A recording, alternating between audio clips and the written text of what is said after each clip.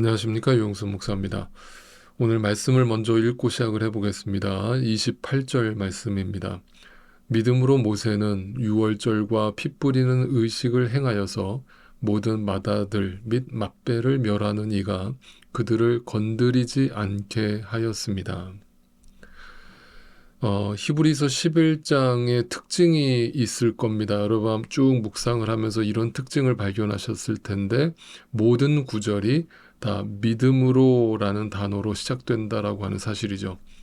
다시 말해서 모든 결론이 믿음으로 말미암은 것이지 그 뒤에 나오는 인간의 행위나 노력으로 얻어낸 결과가 아니다 라고 하는 것을 설명하기 위함입니다.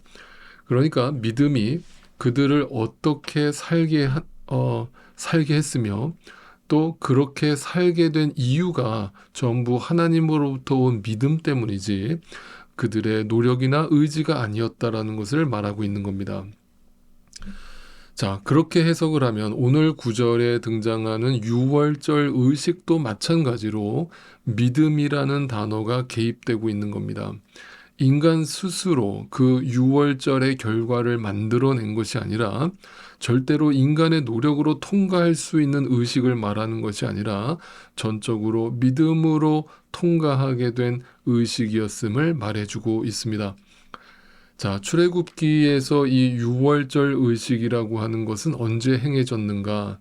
이집트의 왕이었던 바로가 끝까지 이스라엘을 내놓지 않자 마지막 10번째 재앙이 일어나게 되죠. 그 10번째 재앙이 바로 모든 장자들을 죽이는 장자 재앙이라고 할 수 있습니다.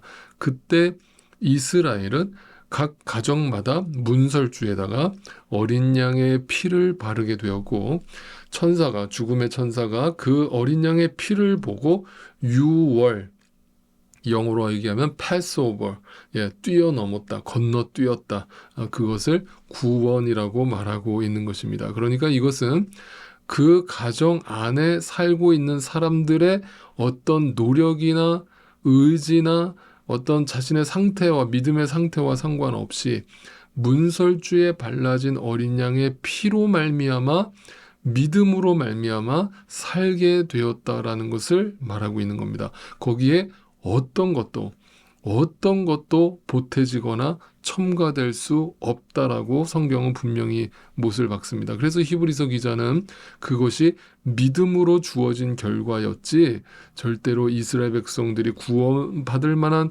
짓을 했거나 어떤 선한 행동을 했기 때문에 그들이 그 재앙을 피할 수 있었던 것이 아니라고 설명하고 있는 겁니다. 여러분, 저는 지금까지 목회자로 살면서 수없이 하나님의 말씀을 가르치고 설교를 하고 또 복음을 전해 왔습니다. 그런데 그럴 때마다 가장 많이 듣게 되는 어떤 질문이 있습니다. 그게 뭔 줄 아십니까? 목사님, 제가 진짜로 제대로 믿는 게 맞을까요?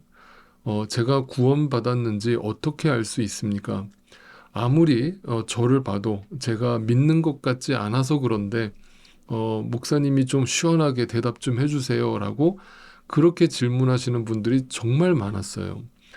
그러니까 이거는 누구만 이런 질문을 떠올리는 게 아니라 교회를 나가는 사람이라면 누구나 다 한 번쯤은 이 질문을 스스로 던져볼 수밖에 없는 거예요. 왜냐하면 그 말은 이 질문을 왜 던지겠어요?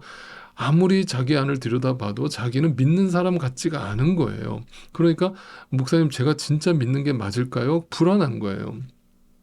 그럼 왜 우리는 이런 질문을 이렇게 의심할 수밖에 없는가? 어떻게 보면 그것이 이 오늘날 한국 교회 안에서 어떻게 보면 잘못 뿌리를 내린 오해의 소지를 갖고 있는 어떤 단어 때문인데, 그 단어가 바로 구원의 확신이라는 단어예요.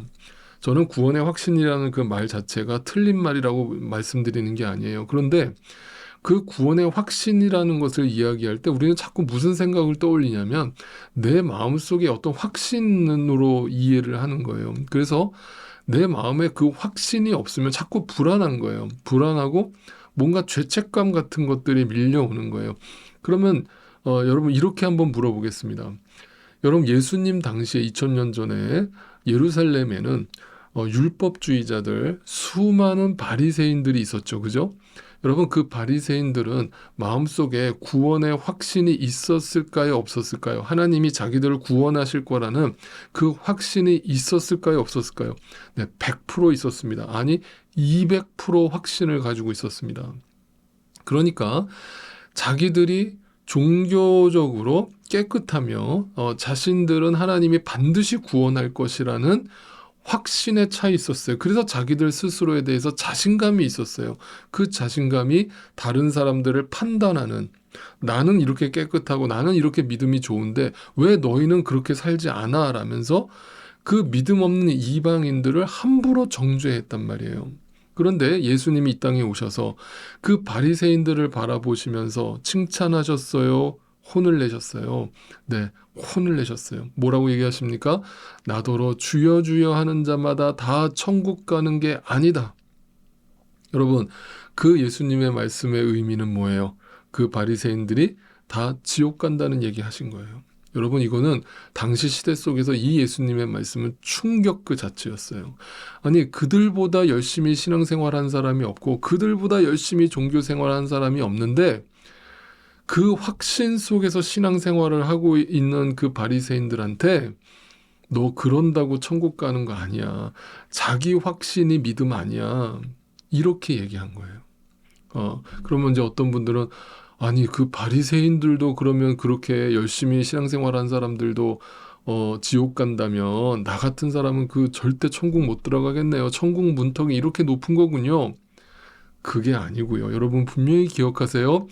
구원의 확신으로 가는 게 아니에요. 천국은. 여러분, 그 구원의 확신이라는 게 내 확신이라면, 그래서 나오는 자기 자신감이라면, 여러분, 그거는 절대 우리를 천국으로 데려가지 못합니다. 어떻게 우리는 천국 갑니까? 기억하세요. 예수님의 보혈로. 예수님의 보혈의 은혜로 천국에 들어가는 것이지 우리의 확신으로 들어가는 게 아니에요. 그러니까 여러분 안에 불안감이 있던 뭐 죄책감이 있던 정죄감이 있던 내가 진짜 제대로 믿는 것이 맞느냐 안 맞느냐 그 여러분의 확신이 중요한 게 아니라 여러분이 그 예수 그리스도의 어린 양의 보혈을 믿느냐, 그리고 그 예수 그리스도의 어린 양의 보혈을 바라보느냐, 그걸 의지하느냐, 그 능력에다가 내 모든 걸 걸고 있느냐, 이게 중요한 거예요.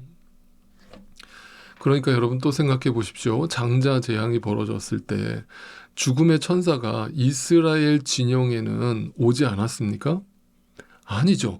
여러분 애굽의 이집트 사람들 가정에나 이스라엘 가정에나 다 그 장자 재앙 때 죽음의 천사가 다 임했습니다. 그런데 이스라엘 가정에만 그 죽음이 임하지 않을 수 있었던 이유는 딱 한 가지밖에 없죠. 어린 양의 보혈 때문이죠. 그러니까 그 말은 뭘 얘기하는 겁니까? 이스라엘 백성도 사실은 죽어야 될 존재임에는 변함이 없다는 거예요. 그들에게도 죽음의 천사가 찾아간 거예요.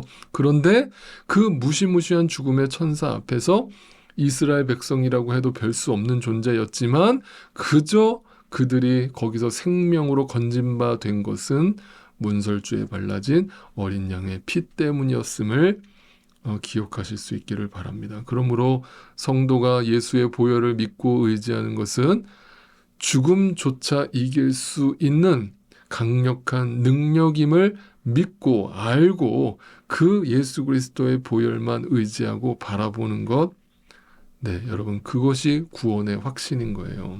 그러니까 그 확신은 절대 나로부터 나오지 않는 것이고 은혜로 주어진 것이기 때문에 절대 자랑할 수 없고 절대 교만할 수 없고 내가 저들보다 예수 안 믿는 사람보다 더 낫다라고 네, 자기를 높이 평가할 수 없고 전적인 하나님의 은혜였음을 고백할 수밖에 없는 거예요. 그것이 구원입니다. 그런 그 능력을 알고 믿고 살아가는 성도가 신자가 더 이상 이 땅에서 나의 연약함에 집중하고 내 이 땅의 세상에 두려워하는 수많은 것들에 두려워하면서 벌벌 떨면서 하루하루를 살아가지 않겠죠. 죽음인들 더 이상 두렵지가 않은 거예요.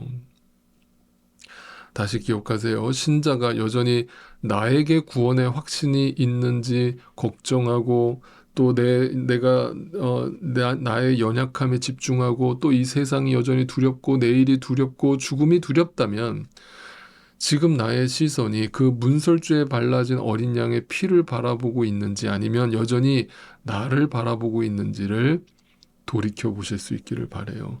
그 피를 바라보고 그 피를 믿는 자는 이처럼 세상이 감당할 수 없는 하나님만이 하실 수 있는 주님의 능력 속으로 들어가게 되고 그 능력 안에서 살아가게 되는 것입니다. 그래서 우리는 그래서 죽으나 사나 예수의 보혈만 전하고 예수의 보혈만 찬양하고 예수의 보혈만 의지하며 바라보며 살면 되는 겁니다. 그것이 능력임을 실감할 수 있는 오늘 하루가 되실 수 있기를 바랍니다. 추수감사절입니다. 추수감사절이어서 이제 아침 묵상은 오늘까지만 나누고 이번 주간은 또 다음 주에 여러분 또 찾아뵙도록 하겠습니다. 가족들과 풍성한 추수감사절 보내실 수 있기를 바랍니다.